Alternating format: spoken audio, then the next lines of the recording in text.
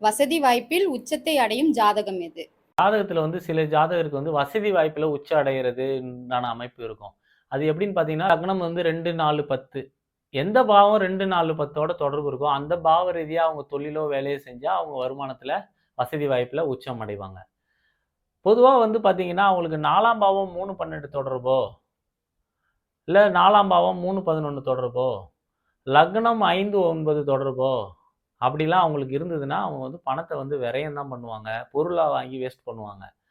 அப்படி இல்லாம வருமானத்துல உச்சம் அடையறதுக்கு லக்னம் இல்ல 2ஆம் பாவம் 4, 10 தொடர்பு, 4, 6, 10 தொடர்பு, 6ஆம் பாவம் 2, 4, 6, 10 தொடர்பு, 10ஆம் பாவமும் 2, 4, 6, 10 தொடர்புலாம் இருக்கும் சில ஜாதகருக்கு.